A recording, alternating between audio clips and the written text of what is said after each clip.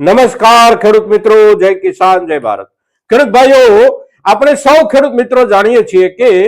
મોટા ભાગે આપણા રાજકોટ હોય, અમદાવાદ હોય, વડોદરા હોય, આવા બધા મોટા શહેરોમાં સમયે સમયે આપણા કૃષિ મેળાઓનું આયોજન થતું હોય છે. અને એ જે કૃષિ મેળાઓનું આયોજન થાય છે એ આયોજનની સાથે અને એ આયોજનની પાછળ જોડાયેલો સૌથી મહત્વનો હેતુ એટલે ખેડૂતો આપણે જે કોઈ ખેતી કરીએ છીએ તો આપણી જરૂરિયાત જે કાંઈ હોય અને આપણી જરૂરિયાત મુજબ વિજ્ઞાને જે કાંઈ વિકાસ કર્યો હોય એ વિકાસના જે કાંઈ સંસાધનો હોય એ સંસાધનો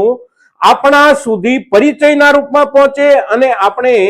એનો ઉપયોગ કેવી રીતે કરવાનો છે, ક્યારે કરવાનો છે અને એનાથી આપણને વિશેષમાં વિશેષ શું લાભ થઈ શકે, સાથે સાથે નવા સંશોધિત બિયારણો હોય, અગર તો કોઈ પણ નવીન જાતના વાવેતરો હોય અને કૃષિ ક્ષેત્રમાં વૈજ્ઞાનિક પ્રગતિ હોય કે સરકાર દ્વારા લેવાયેલા નિર્ણયોના કારણે આપણા કૃષિ વ્યવસાયમાં પ્રગતિની કોઈ દિશા બનતી હોય તો એની માહિતી આપણા સુધી પહોંચે એટલા માટે જે કાંઈ મેળાઓ, કૃષિ મેળાઓ આયોજિત થતા હોય એવો જ એક મેળો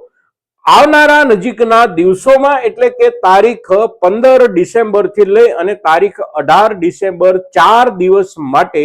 ગાંધીનગરમાં આયોજિત થઈ રહ્યો છે. પણ આ મેળો કૃષિ મેળો નથી. આ મેળો જે છે એ ખાદ્ય ખોરાકી મેળો છે અને ખાદ્ય ખોરાકી મેળો અને એ જે એક્સપો છે એની સાથે પાયામાં સીધું આપણું ખેતીવાડીનું આખું માળખું જોડાયેલું છે. કારણ કે કોઈ પણ ખાદ્ય ચીજ વસ્તુ તૈયાર કરવી છે તો એ માટે કાચો માલ જે કાંઈ જોઈએ એ જ આપણી ખેતીની ઉપજ હોય છે. એટલે આપણો સીધો સંબંધ આ મેળાની સાથે, આ એક્સપોની સાથે જોડાયેલો છે. હવે આ જે મેળો ગાંધીનગરમાં મળવા જઈ રહ્યો છે આગામી 15 તારીખથી લઈને 15, 16, 17 ને 18 4 દિવસ માટે, તો આ મેળો એટેન્ડ કરવો, આ મેળામાં જવું, એક્સપોમાં જઈ અને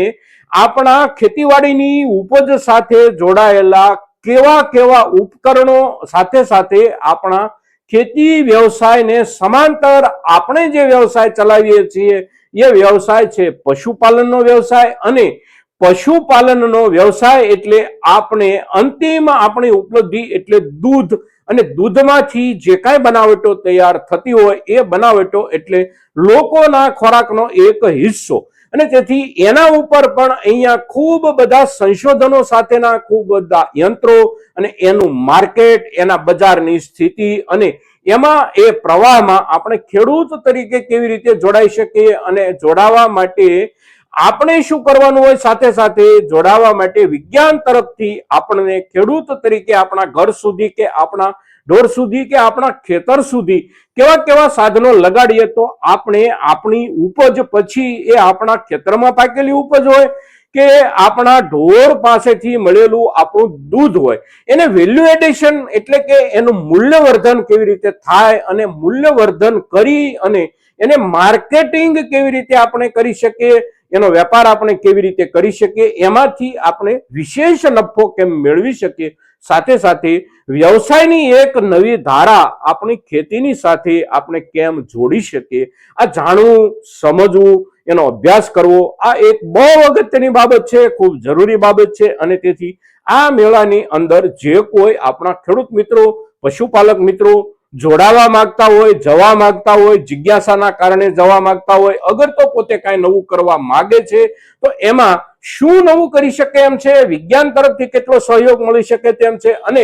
માર્કેટની સ્થિતિ કેવી છે, આપણે માર્કેટિંગ કરી શકીએ તેમ છીએ કે કેમ, આ બધી જે કાંઈ માહિતીઓ હોય, માળખાગત સુવિધાઓ કેટલી છે, કેવી છે, એને માટેની જિજ્ઞાસા જે કોઈ દર્શક મિત્રો ધરાવતા હોય આ દરેક દર્શક મિત્રો આ 4 દિવસ પૈકીના કોઈ પણ એક દિવસ કે 2 દિવસ દરમિયાન આ એક્સપોની મુલાકાત લઈ શકે છે. એક્સપોની અંદર પ્રવેશ જે કાંઈ છે એ બિલકુલ નિઃશુલ્ક છે, પણ એનું રજીસ્ટ્રેશન આપણે કરાવવાનું રહેતું હોય છે અને રજીસ્ટ્રેશન માટેના 2 રસ્તાઓ છે. એક, આપણે ઓનલાઈન રજીસ્ટ્રેશન કરી શકીએ છીએ. એક્સપો જે આયોજિત કરે છે એ આયોજિત સંસ્થાની જે વેબસાઇટ છે એના ઉપર આપણે રજીસ્ટ્રેશન કરી શકીએ છીએ. એ સિવાય સ્થળ પરથી સીધું આપણે ત્યાંથી પણ દાખલ થતી વખતે રજીસ્ટ્રેશન કરી શકીએ છીએ. એટલે રજીસ્ટ્રેશનનો મુદ્દો બહુ અગત્યનો નથી. આપણે જો અહીંથી કરવા માંગતા હોય તો અહીંથી વેબસાઇટ પરથી કરી શકીએ છીએ અને નહીં તો આપણે ત્યાં જઈ અને પણ રજીસ્ટ્રેશન કરાવી અને એક્સપોની અંદર આપણે ભાગીદાર બની શકીએ છીએ. હવે આપણે જ્યારે આ ચર્ચા કરી રહ્યા છીએ ત્યારે સ્વાભાવિક રીતે આપ સૌ દર્શકોને એક સવાલ થાય કે અમે આ એક્સપોને એટેન્ડ કરવાના છીએ કે કેમ? તો એનો જવાબ છે હા. મેં એવો નિર્ણય કર્યો છે કે તારીખ 15, 16, 17 આ 3 પૈકી કોઈ પણ 1 કે 2 દિવસ આ એક્સપોમાં અવશ્ય જવું અને એક્સપોની અંદર જે કાંઈ આપણી સામે રજૂઆત આવે, આપણી સામે જે કાંઈ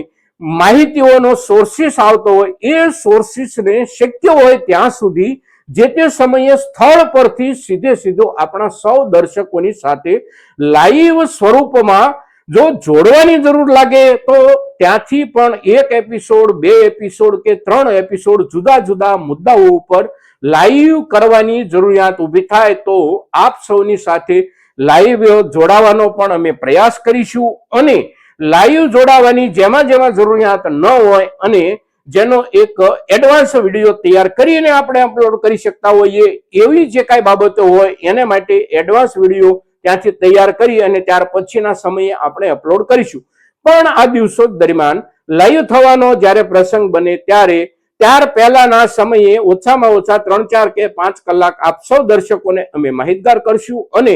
જે સમયે લાઈવ થવાનું હોય એ સમયે આપ સૌ દર્શકોમાંથી મહત્તમ દર્શકો આપણી સાથે જોડાય એવી અહીંથી એક અપેક્ષા આપની સામે રજૂ કરીએ છીએ. સાથે આપ સૌ એમાં જોડાઓ, અમારી સાથે લાઈવમાં જોડાઓ અને શક્ય હોય, સંભવિત હોય તો આપ પણ સીધા આ મેળાની મુલાકાત અવશ્ય લો. મેળાનું સ્થળ એટલે ગાંધીનગર હેલિપેડ ગ્રાઉન્ડ અને મેળાના દિવસો એટલે તારીખ 15, 16, 17 અને 18 ડિસેમ્બર 2025 એટલે કે આવતી 15 તારીખથી 18 તારીખ અને મેળાનો ત્યાંનો જે સમય છે, એક્સપોનો જે સમય છે એ સમય એટલે સવારે 10 વાગ્યાથી સાંજના 6 વાગ્યા સુધીનો. તો મિત્રો આ